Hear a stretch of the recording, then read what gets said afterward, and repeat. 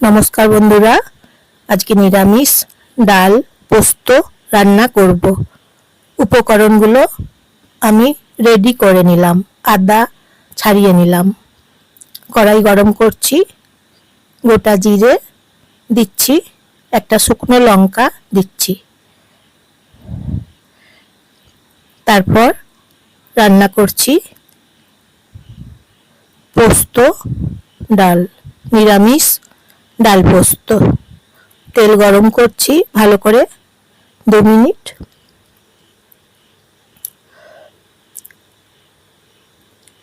পোস্ত বেটে নিয়েছি, এই যে মশলা বেটে নিয়েছি, পোস্ত বেটে নিয়েছি এবং আদা বেটে নিয়েছি। ভেজে নিচ্ছি মশলা, পোস্ত এবং আদা এখন ভেজে নিচ্ছি। জিরে, শুকনো লঙ্কা, আদা বাটা, পোস্ত বাটা রান্না করছি নিরামিষ ডাল পোস্ত। পোস্ত দিয়ে ডাল রান্না করছি নিরামিষ। বন্ধুরা, তারপর আপনারা বলবেন নিরামিষ পোস্ত ডাল। এখন ডালগুলো ছেড়ে দিচ্ছি, মশলা কষে নিলাম।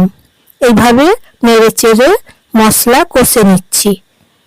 আমি জয়া, আপনারা নমস্কার নেবেন সবাই। বন্ধুরা ভালোবাসা নেবেন সবাই, একটা লাইক করে দেবেন। কেমন হয়েছে ডাল পোস্ত নিরামিষ বলবেন। নুন দিলাম। এইভাবে রান্না করছি নিরামিষ ডাল পোস্ত। একটা সাবস্ক্রাইব করে দেবেন বন্ধুরা। হলুদ গুঁড়ো দিলাম, জল দিয়েছি, মশলা কষে নিয়েছি এবং জল দিয়েছি।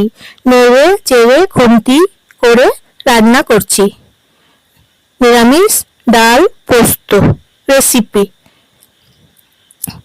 ভাতের সঙ্গে খেতে পারেন এবং রুটির সঙ্গে, পরোটার সঙ্গে খেতে পারেন। এই যে দেখুন কি সুন্দর হয়েছে, দেখুন